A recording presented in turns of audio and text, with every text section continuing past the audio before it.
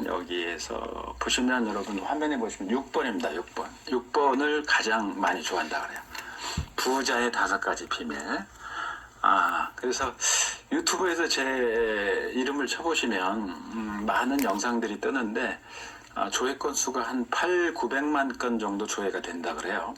그래서 여러분 이 네트워크 비즈니스를 하시면서 여러분이 꼭 들었으면 하는 주제가 여기 보이는 노란색으로 줄 그어져 있는 그런 주제입니다.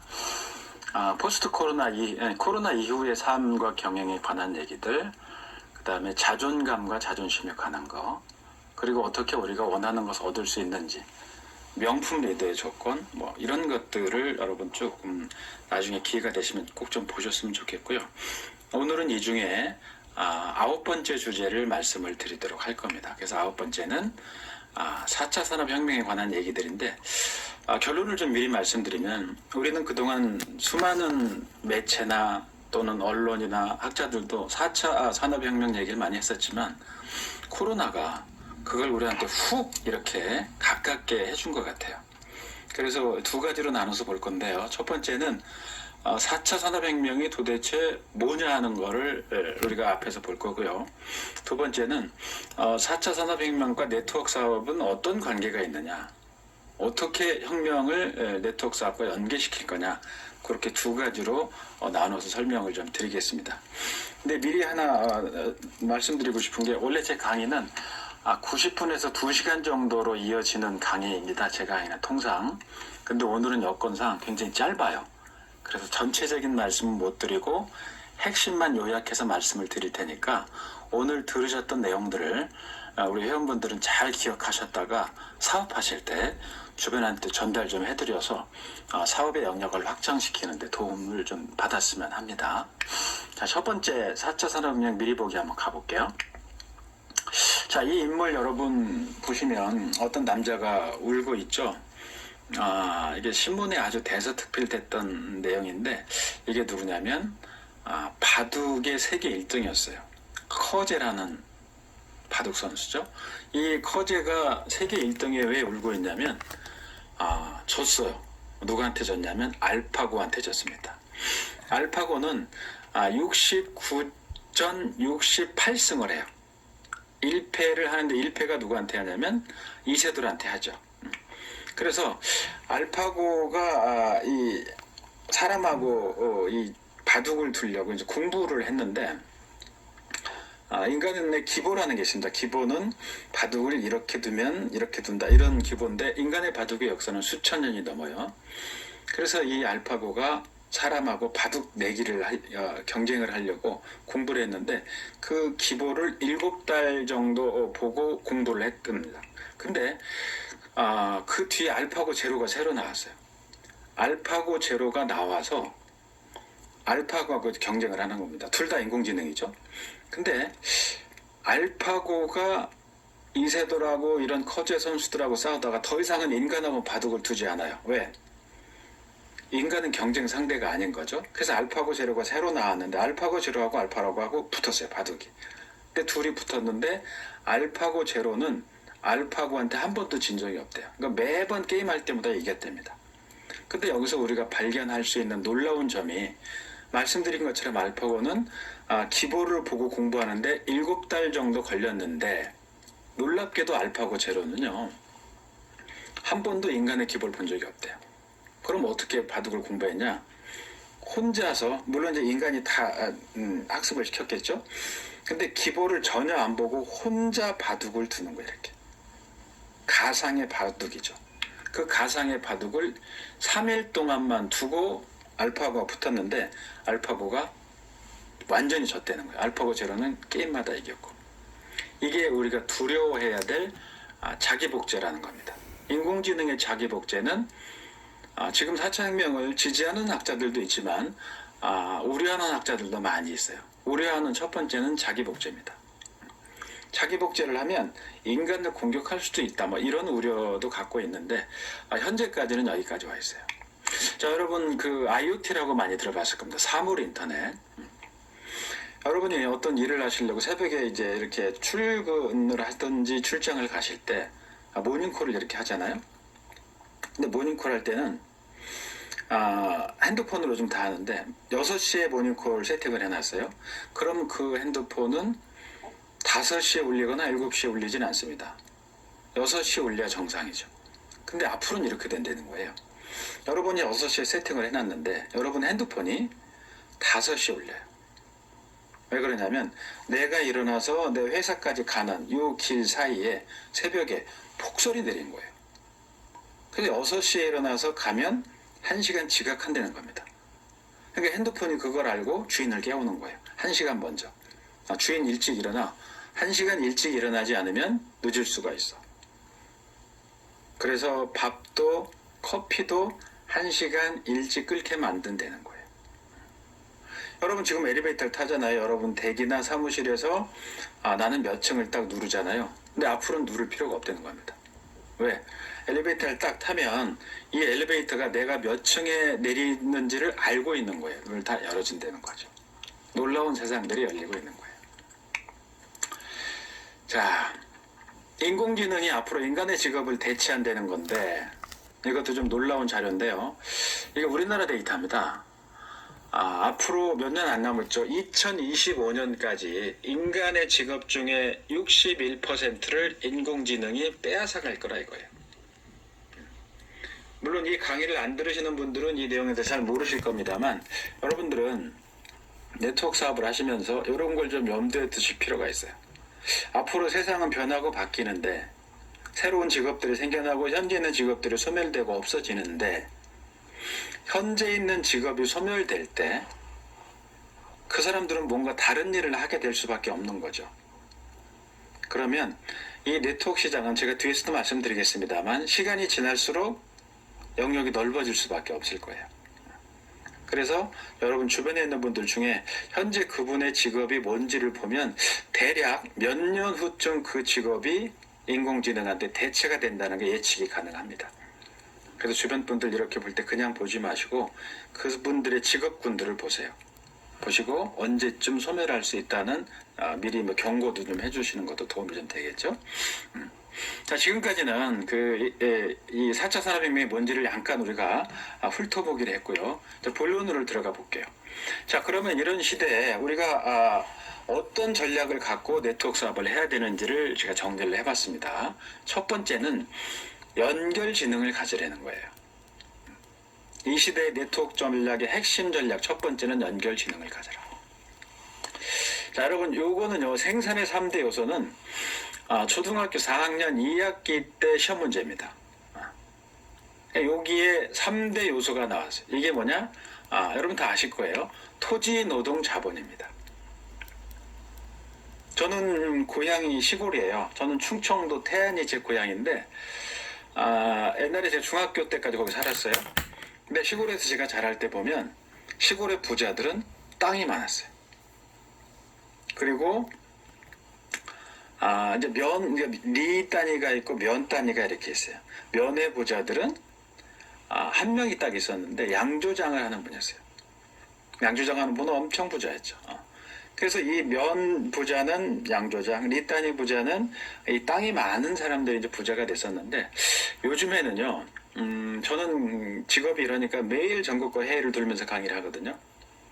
근데 농번기에도 전국을 돌아다니다 보면 비어있는 땅들이 많이 있어요. 땅이 놀고 있어. 왜 그러냐면 인풋 대비 아웃풋이 안 맞는 거예요.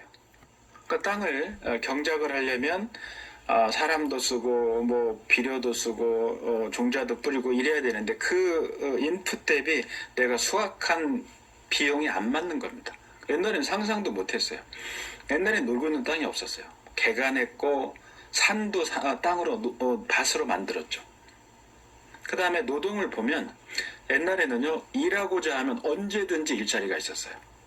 지금처럼 임금은 높진 못했죠. 근데 일자리는 언제든지 있었어요. 근데 지금 보세요. 모든 나라의 가장 큰 문제가 뭐냐면 실업의 문제입니다. 정권이 바뀔 때마다 제일 큰 이슈가 실업의 문제를 갖고 나와요. 왜? 일자리가 없는 거예요. 사람은 넘쳐나죠. 자본 볼까요? 옛날에는요 돈이 귀했어요. 그래서 97년도만 해도 IMF 때는 금리가 38%까지 갔어요. 엄청난 금리였죠. 근데 지금은 유사일에 최저금리를 갖고 있죠. 0.5%까지 떨어졌어요. 그러니까 요 세 개는 옛날에 생산의 3대 요소는 땅이 부족했던 때는 땅이 많은 사람이 노동은 언제든지 할 때가 있었고 돈은 넘쳐났어요. 부족했어요. 근데 지금 보세요. 거꾸로 되세요. 땅이 거꾸로 지금은 땅에 놀고 있는 땅이 많아요. 놀고 있는 사람이 많아. 놀고 있는 돈들이 많은 거예요. 그래서 이거는 옛날 얘기지 현대 생산의 3대 요소는 끝났다고 저는 봅니다. 그럼 어떻게 해야 될 거냐? 앞으로 어떤 쪽에 관점을 갖고 주의 깊게 봐야 되냐면 저는 이쪽으로 봐요. 사람, 재료, 아이디어. 그런데 어떤 사람이냐면 그 분야의 전문적인 식견을 갖고 있는 사람입니다. 예를 들어서 여러분이 하는 일 중에 주로 이 허블라이프 하면은 이 다이어트 시장 쪽이 굉장히 강하잖아요. 그러면 이쪽에 전문적인 식견을 갖고 있는 사람이에요. 그리고 재료, 허블라이프가 갖고 있는 재료들은 타사하고 비교될 수 없는 재료들을 갖고 있을 거예요. 아이디어. 그런 것들이에요. 좀 더 넓혀보면 어느 분야의 전문적인 식견을 갖고 옛날에는 그 재료도요. 핸드폰 여러분 다 있지 않습니까?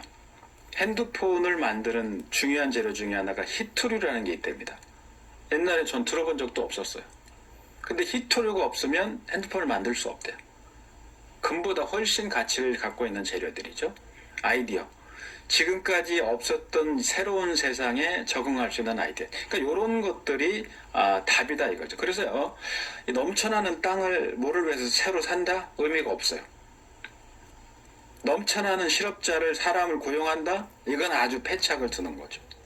돈이 넘쳐나는데 돈을 확보한다? 의미가 없어요. 그래서 저는 이미 넘쳐나는 거를 보유하는 건 의미가 없는 일이다. 그럼 답이 뭐냐? 이 넘쳐나는 거 있잖아요. 땅이 넘치고 사람이 넘치고 자본이 넘치지만 누군가는 그게 필요한 사람들이 있는 거예요. 그래서 이 둘을 연결하는 게 저는 답이다라고 표현을 합니다. 그래서 이 시대는 넘쳐나는 거를 굳이 보유할 필요가 없다. 괜히 보유할 필요가 없다. 그러면 넘쳐나지만 그걸 이렇게 연결해 주는 게 미래 사회의 답이다라고 저는 정의를 합니다. 자, 그러면 진짜 이게 교수님이 얘기한 대로 답일까요? 맞아요. 제가 그걸 한번 사례를 한번 보여드릴게요. 자, 요거는 제가 옛날에 산티아고 갔을 때 익살스럽게 찍은 사진을 좀 올려놨는데요. 여행자한테는 꼭 필요한 게 뭐냐면 숙소가 필요합니다. 이런 호텔들이 필요해요. 그래서 이 호텔은 돈이 많은 사람이 땅을 사고 호텔을 지었어요. 쭉. 그리고 손님을 유치해서 돈을 버는 구조였어요. 근데 지금은 어떨까요? 아까 그랬죠? 땅도 넘쳐나고 돈도 넘쳐나고 사람도 넘쳐나기 때문에 굳이 넘쳐나는 것들을 보유할 필요가 없다 그랬죠? 근데 이 둘을 연결한 회사가 있어요. 어디냐면 에어비앤비라는 회사입니다. 에어비앤비는 호텔을 짓거나 땅을 산 적은 없어요. 이 둘을 연결한 회사입니다. 여기서 자고 싶니? 너는 손님이 필요하지? 연결했어요. 근데 호텔 체인 중에 전 세계 체인들이 많잖아요. 그 중에 힐튼 호텔 체인이 있어요.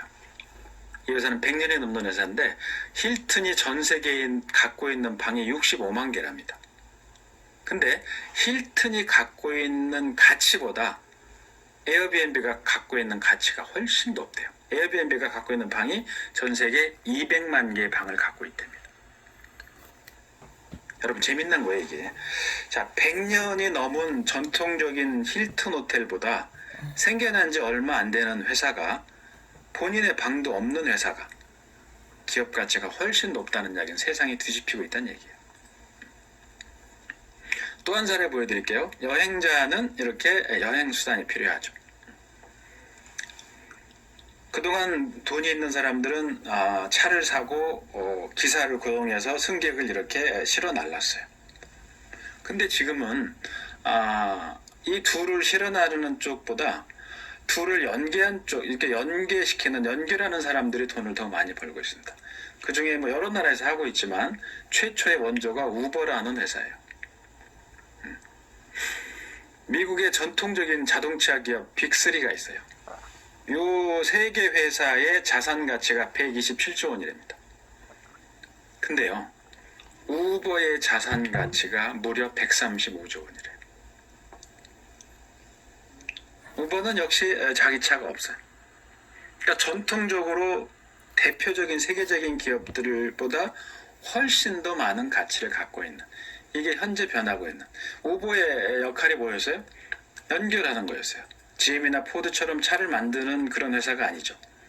이 친구들이 한 건 뭐냐? 단순해서 연결입니다. 연결. 너 차 필요하니? 너 승객이 필요하지? 연결하는 거죠. 자, 소비자는요, 이런 제공자가 필요합니다. 그래서 여러분 뭐 식사할 때도 밥을 먹으려면 어디 가서 식당에 갔어요. 근데 지금은 굳이 내가 밥 먹으러 식당에 가지 않아도 됩니다. 식당과 소비자, 나 사이를 연결하는 회사가 있어요. 이거 우리나라 회사인데 이제 팔렸죠. 배민이라는 뜻입니다. 배달의 민족. 근데 배민의 역할은 뭐예요? 소비자한테 식당에 만든 음식을 배달해 주는 거예요. 옛날에 우리 있었죠. 뭐 철가방 이런 표현들이 있었잖아요. 근데요, 이 배민이 얼마에 팔렸냐면 4조 7천억 원에 팔렸어요. 배민의 역할이 뭐였어요? 식당을 만들어서 손님한테 음식을 제공한 회사는 아니었어요. 이미 만들어 놓은 음식들을 필요한 소비자한테 연결하는 역할만 한 거예요. 이 제공자는 리스크가 큽니다. 요즘처럼 이런 코로나 시대에 와서는 망하는 식당이 엄청 많아요. 그러니까 이런 시대에서 망하는 시장의 그 리스크를 식당에서 지지만 배달의 민족은 그 리스크를 질 필요는 없는 거죠. 배달의 민족이 한 건 뭐냐? 연결입니다. 자, 그래서 여러분, 이 에어비앤비하고 우버하고 이 배달의 민족을 볼 때 여러분이 판단하실 때 제가 질문하는 거에 한번 답을 한번 해보세요. 자, 이들이 제조 공장을 갖고 있었나요? 에어비앤비나 우버나 배달의 민족이 제조 공장 갖고 있지 않습니다. 없어요. 이들이 재고를 갖고 있었나요? 없어요. 재고는 누가 갖고 있어요? 각사들이 갖고 있는 거예요. 예를 들어서 호텔이 갖고 있고 집 주인이 갖고 있는 거예요. 우버도 마찬가지. 차 주인이 갖고 있는 거예요. 재고는. 우버가 갖고 있지는 않죠. 배달의 민족도 마찬가지. 자, 이들이 사업 규모에 맞는 엄청난 유급 인력을 보유했나요? 여러분, 에어비앤비가 갖고 있는 방이 200만 개라고 그랬잖아요. 200만 개를 관리하려면 얼마나 많은 사람이 필요하겠어요? 그 사람한테 월급을 주고 관리를 해야 되잖아요. 그런 적이 없어요. 우버도 마찬가지예요. 그 수많은 기사들한테 월급을 주지는 않습니다. 자, 이들이 파산하면 리스크는 뭘까요? 에어비앤비가 파산하고 우버가 파산하고 배달의 민족이 파산하면 리스크는 생각보다 훨씬 적습니다. 그런데 호텔이 파산하면 리스크는 엄청나요. 차를 갖고 있던 회사가 파산하면 리스크는 크죠. 식당 주인이 파산하면 그 개인의 리스크는 엄청난 거예요. 근데 이들은 리스크가 없거나 미미합니다. 자, 그러면 이들이 하는 업무는 뭐였어요? 여러분, 에어비앤비나 우버나 배민이 하는 업무는 뭔가요?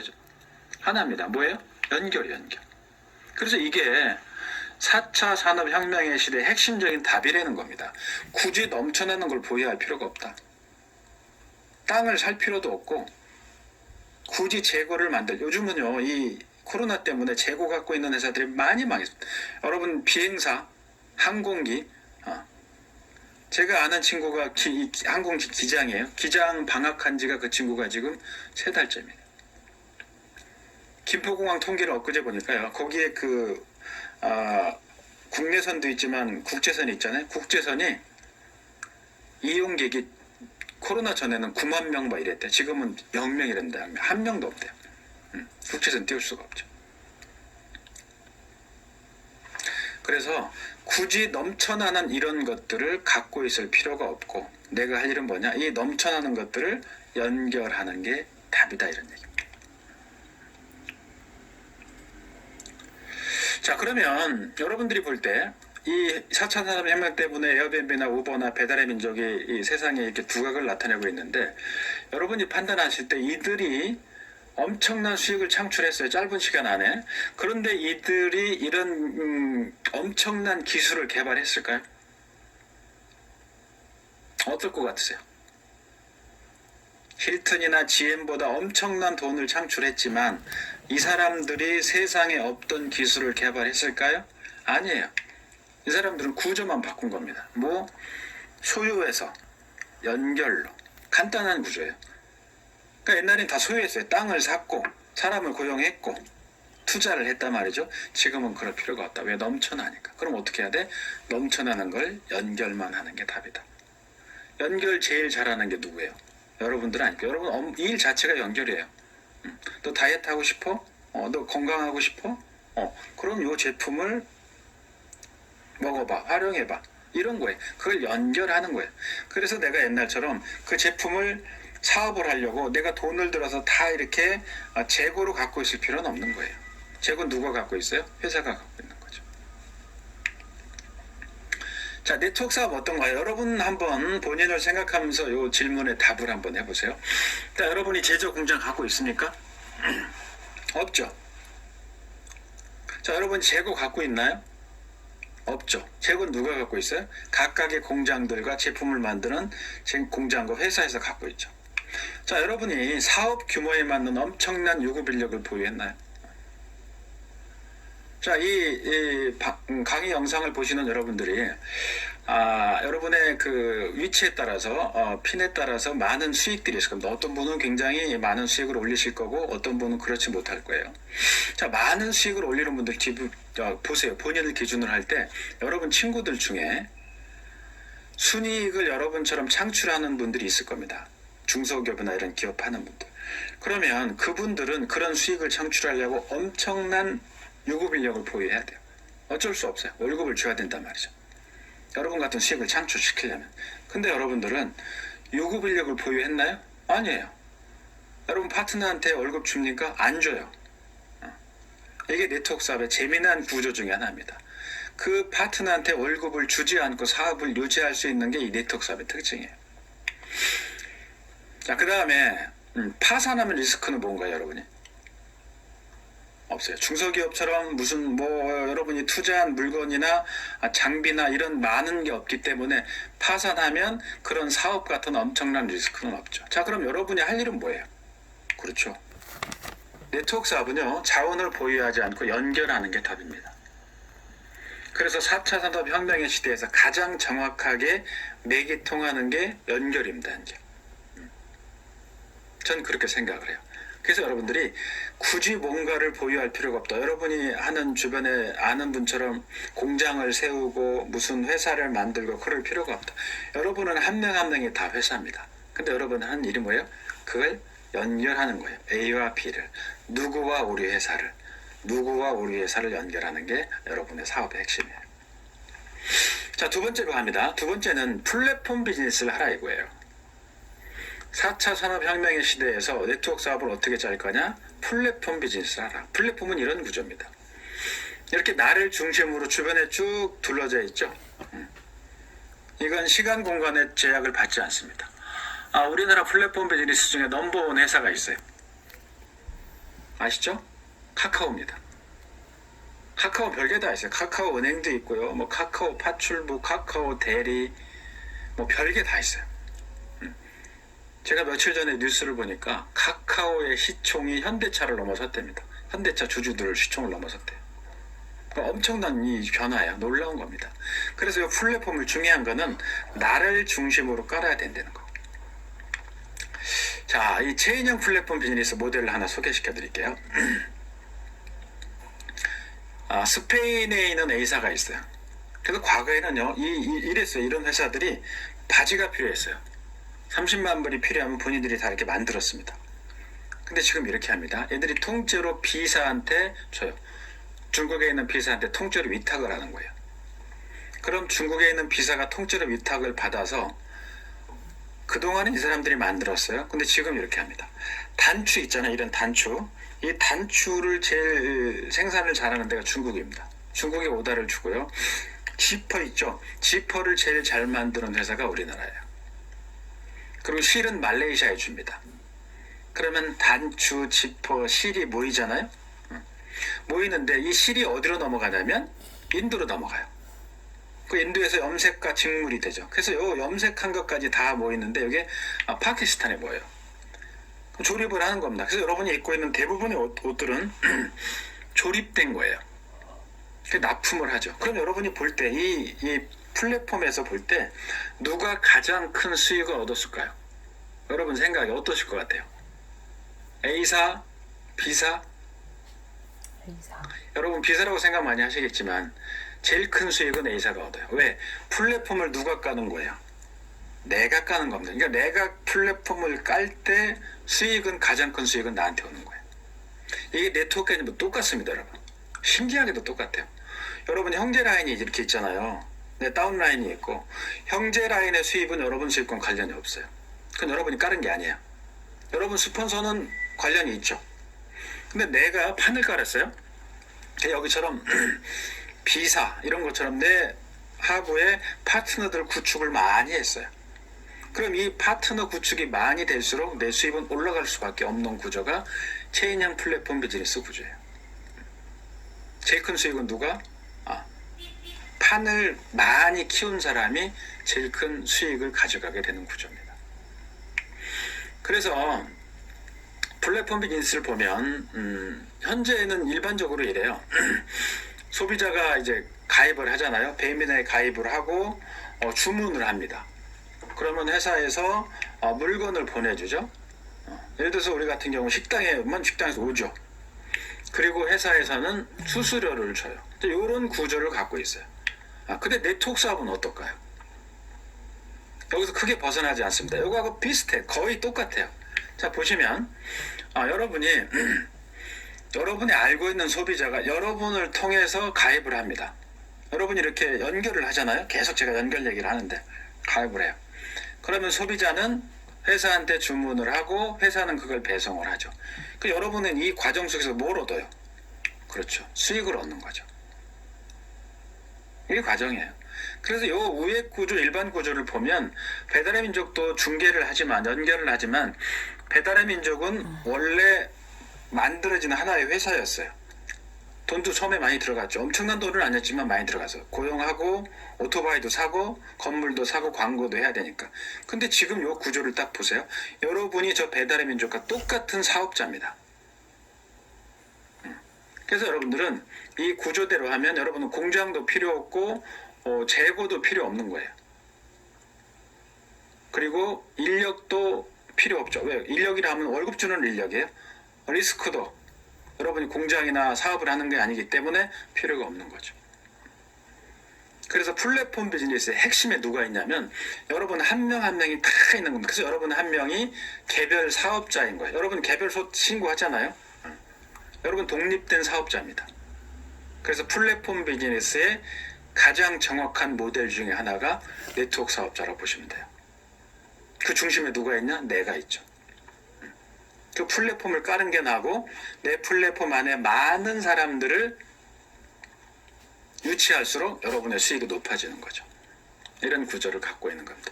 이게 4차 산업혁명 때문에 일어나는 많은 놀라운 일들이에요. 옛날엔 이게 돈을 벌지 못했어요. 저 위에 플랫폼 비즈니스 보세요. 돈을 못 벌었습니다.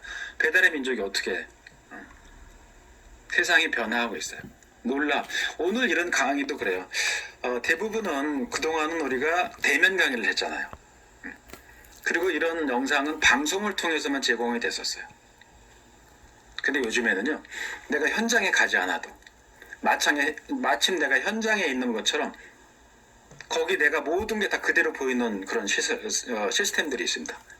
그걸 가상현실이라고 하는데 여러분도 허블라이프도 이번에 그거를 접목을 한다 그래요.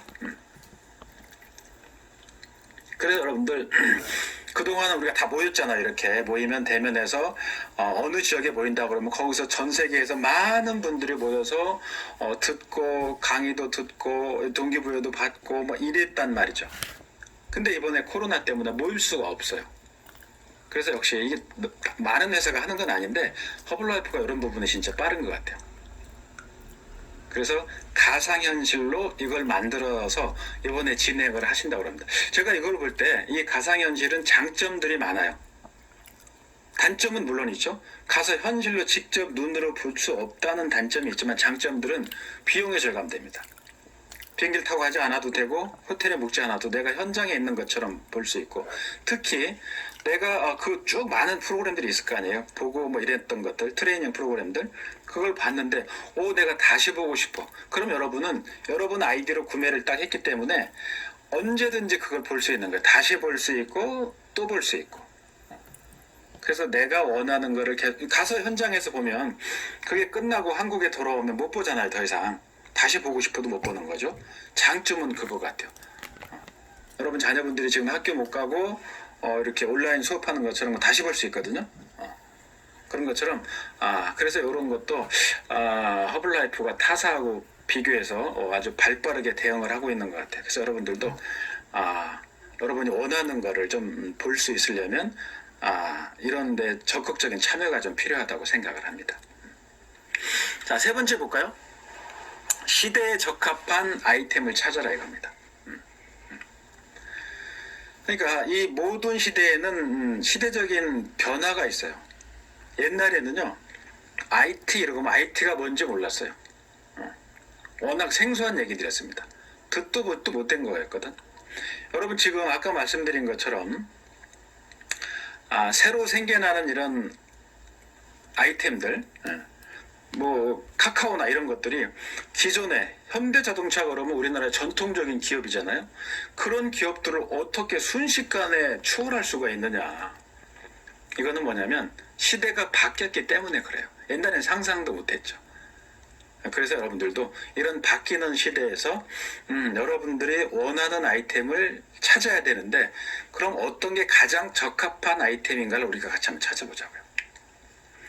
자, 장수하는 데는 4가지 리스크가 있다고 그래요. 첫째는 이제 무전 장수하는 겁니다. 돈 없이 오래 사는 거죠. 두 번째는 유병 장수하는 거예요. 아프면서 오래 사는 거. 세 번째는 무업 장수하는 겁니다. 일 없이 오래 사는 거. 근데 마지막은 독거 장수하는 거래요.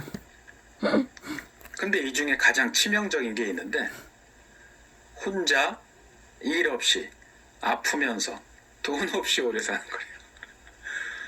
근데 이런 분들이 그 OECD 통계 중 우리가 1등이에요. 하여튼 우리 뭐든지 했다면 1등을 지향하는데 49.6%의 한국의 어르신들이 여기에 속해 있답니다. OECD 1등. 그래서 이거는 아주 치명적이어서 어르신들한테 여쭤보는 거와 젊은 사람들한테 여쭤보는 거는 다른데, 여러분 요걸 보세요. 요 넷 중에 여러분 요 넷 중에 하나만 선택하라면 뭐를 선택하겠어요? 그러면 제가 이 현장 강의할 때 묻거든요. 그러면 많은 분들이 빈도가 제일 높은 게 두 번째입니다. 안 아프고 오래 사는 게 최고죠라고 대답을 해요. 근데 실제 어르신들한테 그걸 여쭤봤어요. 그럼 어르신들이 원하는 첫 번째가 뭔지 아세요? 1번입니다. 돈이 있으면 좋겠다는 거야. 예, 70이 됐는데 안 아파. 돈은 없어. 돈 벌려고 일자리에 나가는 거예요. 휴지 주스러 나가는 겁니다. 이게 현실이에요. 근데 70이 됐는데 몸은 아파. 근데 돈은 있어. 그럼 하루에 100만 원짜리 병실에서 치료를 받을 수 있다는 거예요. 그래서 여러분들이 생각하는 거와 실제 이분들이 생각하는 건 달라요. 그래서 이 중에 제일 중요한 건 뭐냐? 돈이라는 겁니다. 돈이 없으면 병원에 갈 수도 없고 먹을 수도 없고 자녀들을 학교에 보낼 수도 없죠. 아주 중요합니다. 근데 우리는 이 돈의 가치를 좀 이렇게 무시하는 그런 경향들이 있는데, 돈은 정말 무엇보다 중요해요. 자, 여러분 여기에 답을 한번 해보세요.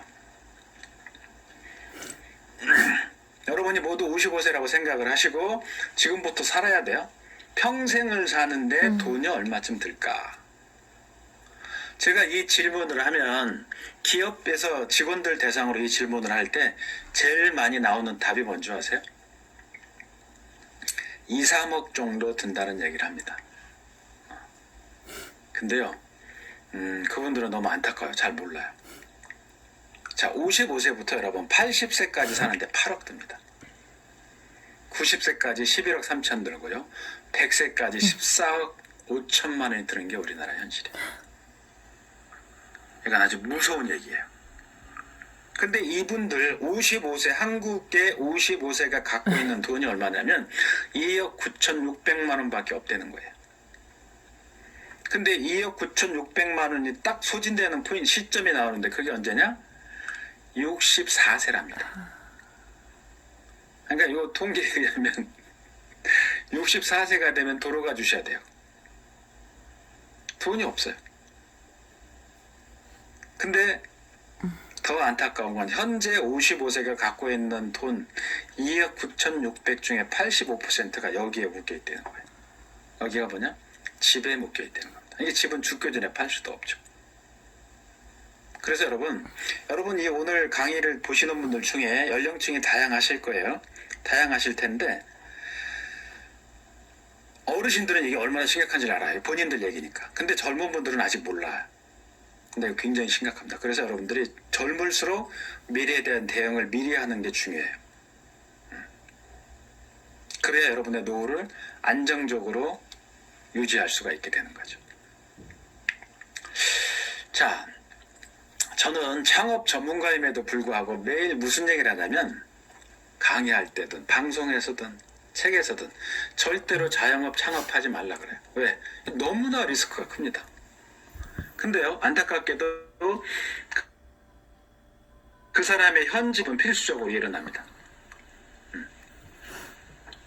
자, 그럼 어떤 창업이 좋을까 볼까요? 자, 자영업 성공률이 5% 미만이에요. 모두 100% 성공을 지향하고 시작하죠. 5% 미만입니다. 미국과 우리나라의 자영업자 데이터예요. 미국이 우리나라가 미국보다 4배 이상 높아요. 이게 제가 4, 5년 전에 강의할 때는 우리나라 데이터가 31%였어요.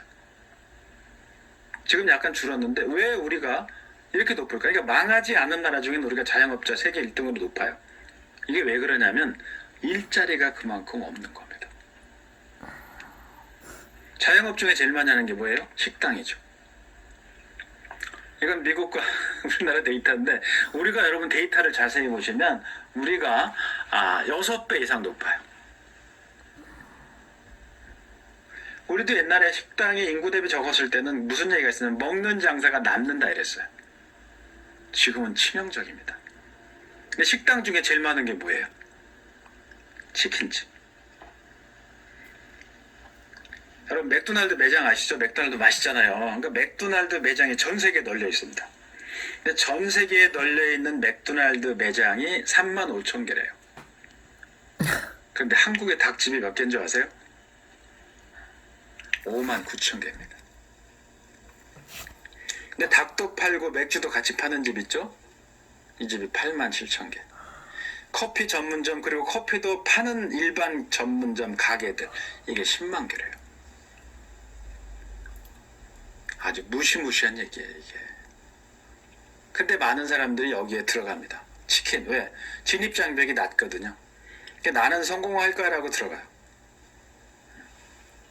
절대로 자영업하지 마라.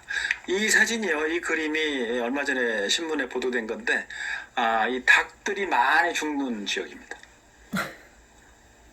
치킨 창업 밀집 지역들이라 그래요. 아마 여러분들도 주변에 계신 분들 중에 이런 생각하는 분들이 있을 거예요. 나도 그냥 뭐 퇴직하고 은퇴 이제 했는데 치킨집이나 할 것 같아, 해야 될 것 같아. 절대 그분들은 도시락 싸서 말려야 됩니다. 절대. 자, 여러분 음식점 폐업률이 얼마 될 것 같아요? 제가 이 질문을 우리 그 강의장에서 여쭤보면 한 60, 70% 되지 않을까요? 이런 답변을 하는데 실제로 음식점 폐업률이요, 놀라지 마십시오. 92%입니다. 이 계속 늘어나고 있는 게 보이시죠? 이게 87년도 데이터예요. 아직 코로나가 반영되지도 않았고 뭐 주 52시간 뭐 이런 게 반영되지도 않았어요. 이건 더 늘어날 거예요. 최저임금도 올라가는 것도 반영되지 않았죠. 그래서 이번에 그 자영업 하시는 분들이 너무나 힘들고 사업하는 분들도 마찬가지고, 아까 이제 친구 얘기, 기장 얘기를 잠깐 했는데 또 제 친구 중에 하나가 그 법무법인 하는 대표 변호사가 하나 있어요. 근데 이 친구가 이제 코로나 때문에 법원이 문을 닫았잖아요. 문을 닫으니까 소송이 없는 거예요. 진행할 수가 없죠. 그런데 그 친구가 한 달에 직원들한테 주는 월급이 3억이랍니다. 그러니까 이 창업 자체도 그 직원을 두고 있는 창업은 이만큼 어렵고, 또 한 친구는 극장을 하는 친구인데 그 친구는 그 극장이 한 층에 1,000평이에요. 그러니까 그 8층짜리 건물이 이제 그 친구 건물인데 8,000평이야. 그 극장인데 그 극장을 어디서 하냐면 대구에서 해요. 그러니까 문 닫아놓고 그 엄청난 8,000평 극장을 문을 닫고 직원들한테 월급을 주는 거예요. 그래서 우리 모일 때 그런 얘기 합니다. 그 친구들이 저한테, 야, 송 교수, 너는 그나마 다행이다. 너는 학교에서 월급은 나오고 네가 월급 줄 사람은 없잖아. 물론 대면 강의가 줄었다고는 하는데 너는 들어오는 게 줄었을 뿐이지 나나 얘는 문 닫아놓고 직원들한테 월급 줘야 돼. 그래서 이런 사람을 고용하는 창업은 굉장히 리스크가 큰 창업이에요. 그래서 절대로 하지 마라. 자, 그러면 여러분이 강의를 들으면서